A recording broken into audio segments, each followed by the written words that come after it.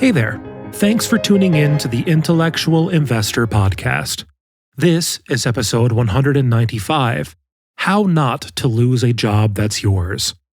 If you're more the reading type, you can read this article and subscribe to receive more at contrarianedge.com or through the link in this episode's show notes at investor.fm.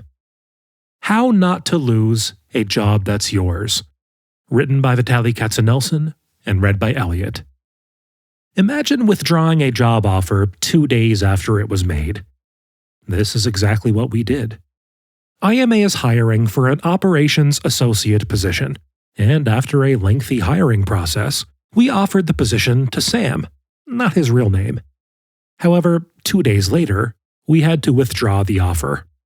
This is not our usual behavior, so I wanted to write an explanation to Sam.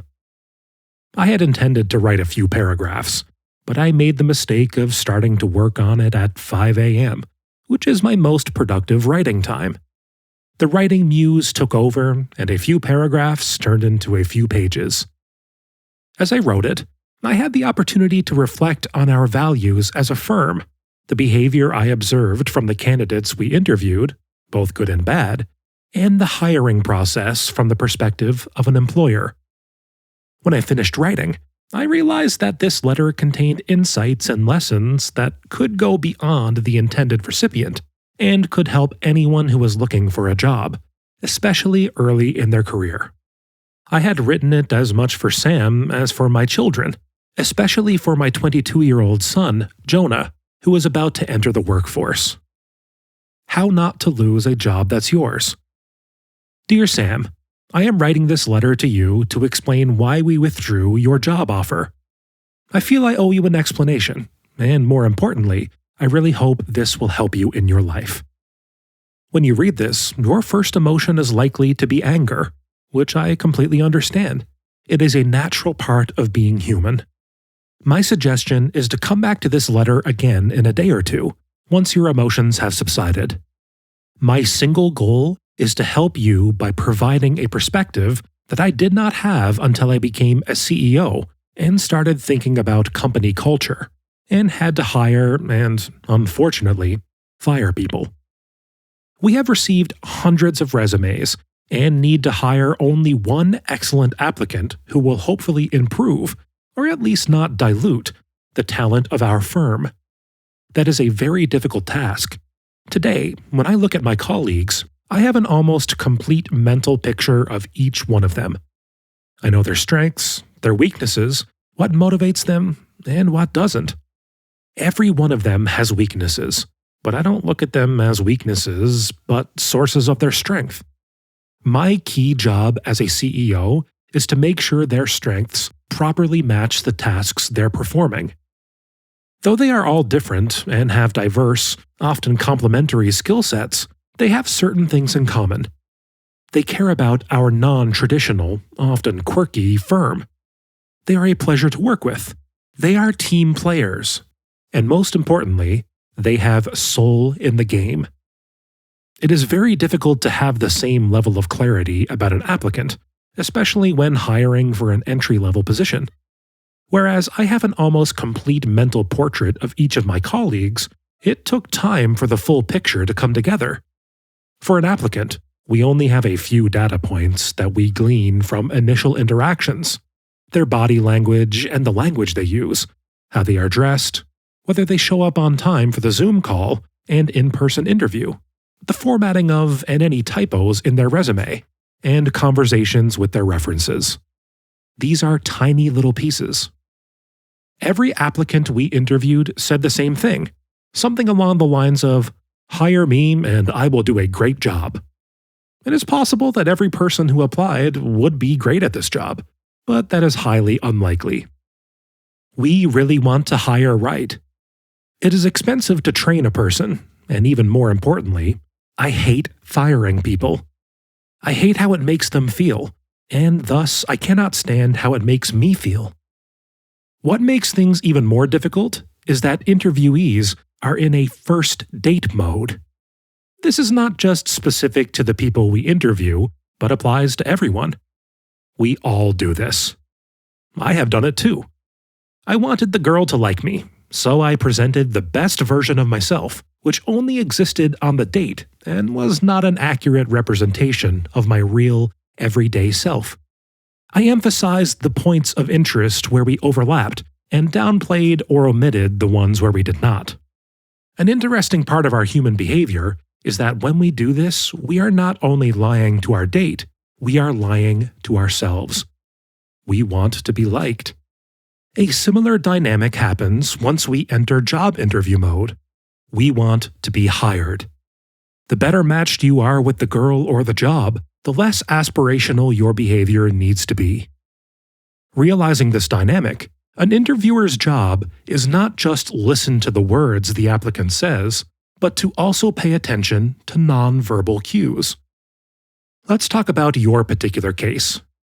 You won us over with your warm personality and thoughtfulness you showed during the first 2 interviews. Having some experience in the finance industry was an added bonus. However, we started noticing some warning signs. Your resume had 3 typos. You provided the wrong number for your reference check. We only had a chance to talk to one of your references, and he said all the right things about you, but his voice lacked conviction. Though we had some hesitations, which we shared with you, we still decided to give you a job offer. Then you were late to the job offer meeting. In your defense, you texted and warned us that you were running late. When asked what questions you had for us, you asked, "How can I make myself more marketable?" First, I failed to see the appropriateness of this question when you had just been given a job offer. Additionally, you asked the same question in the last interview. I can see that you were probably nervous. Instead, a more appropriate question would have been along the lines of, "How can I prepare to hit the ground running?" Or, "What does success or failure in this job look like?" We left this job offer meeting less confident than when we entered it. Finally, when Cyrus called you after the job offer conversation, he left you a voicemail welcoming you to IMA and provided you with his personal cell phone number. You did not extend him the courtesy of calling him back. It is very much possible that we made a mistake in retracting the offer and made it based on some random data points. But then, your response to our email retracting the offer had grammatical errors and typos. This job requires someone who is incredibly detail-oriented. I understand how unpleasant it feels to have an offer retracted, but it is better than being let go after 2 weeks on the job. As a consolation, I'd like to offer feedback on what you can do better next time you apply for a job. I wish someone had done this for me when I was your age, or even 10 years older. Resume. A resume, at the very least, should not hurt your chances. It needs to have consistent formatting. It should not have typos, especially if you are applying for a job that requires meticulous attention to detail. I read that in large companies, AI is reading resumes and selecting applicants to interview. I bet AI is using grammar checks as one of the filters. If you are applying for a creative job, the resume should showcase creativity. It would be even better if the resume told a story.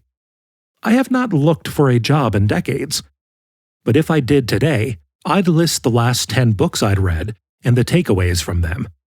We live in the TikTok world, and maybe I am projecting values of IMA here, but we'd want to hire someone who has an attention span longer than 30 seconds, and who reads.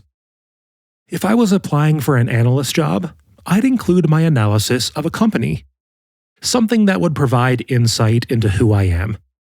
Write a cover letter that tells a story about you as a human being. Be punctual. Show up at least 15 minutes early for the interview. This sends a signal that you care. Also, if there is a holdup in getting to the interview, you'll still be on time. I'd argue that is something you want to incorporate in your everyday life. Time is the most valuable commodity of all, and being on time, or even better, early, shows respect. References. We used to employ an army of interns. When people reached out for reference checks, if an intern was okay or even mediocre, I would say mildly positive things about them. This is part of human nature. We don't want to say bad things about people to strangers. However, if they were great, I couldn't shut up about them. Therefore, we learned not to just listen to what references say, but also how they say it. You need to have references ready. Even better, reach out to your references beforehand to let them know they will be contacted. I don't know whether if Cyrus had talked to more references, we might have received more enthusiastic feedback. We were only able to reach one of the references you provided, and his enthusiasm was limited. Follow up. After every interaction with a company, follow up with a thank you email. This sets you apart from everyone else. It is a little thing, but it makes a huge impact. It shows that you care. It also gives us a small hint about client service skills. Show you care. People who hire you want to make sure they are not just hiring someone to collect a paycheck. They want a valuable contributor. When we asked you why you wanted to work for IMA, you said it was because you were tired of working for large, soulless enterprises. While I understand and share your sentiment about working for large companies, you really needed to demonstrate why you wanted to work for this specific company. I have seen many applicants make this mistake.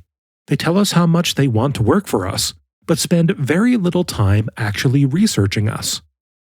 Everything is a test. As I have mentioned, an employer is trying to get more data points, and it is difficult to do while the applicant is in first date mode. However, it is difficult to wear this first date mask indefinitely. Employers will be trying to get a glimpse of the real you in all interactions, when they take you to lunch or for a walk in the park, during salary negotiations, even for a few weeks after they hire you. Yes, the interview continues after the offer is made and accepted. Figure out what you really want. The advice given before is not to teach you how to pretend to be someone else. Quite the contrary. It should help you not miss out on an opportunity that was yours to take. However, you really want to make sure that you are getting the job that you actually want and that is suitable for you. I got my first job in the investment industry when I was 23 years old. It was an administrative computer help desk role. After I had completed the computer-related tasks, I was asked to do filing. Those were the most torturous 2 hours of that year. Fortunately, management noticed the distress on my face and asked me to do other tasks that were less mundane. I ended up writing a relational database that was used by the company for 20 years. I am a creative person, and that creativity comes at the expense of my ability to do detailed work. This is why I have people at IMA who are very detail-oriented to balance out my weakness. I have a feeling, though I could be wrong, that you would be happier in a job where you spend a lot of time interacting with people, rather than focusing on details such as spelling or ensure that zeros and decimal points are in the correct places when entering a trade. You have a lot of things going for you. You are a smart, warm person with a whole life ahead of you. I hope you'll find this advice helpful. Just remember, little things matter. On their own, you may not notice them, but they'll add up. Walt Disney once said, "You can feel quality. Quality is the result of doing all the little things well, and with heart and soul." Books I am reading or rereading. I am starting a new section in the letter. I'll share new books that I am reading and revisit books I am rereading. Good books should be read more than once, for several reasons. When you are reading for the first time, without even noticing, curiosity takes over and you want to know what is next, so you may miss some things. As importantly, when you reread the book, you are not the same. This more mature you may have new life experiences and a slightly different value system. This is why I reread a lot. I have just finished reading Unreasonable Hospitality by Will Guidara.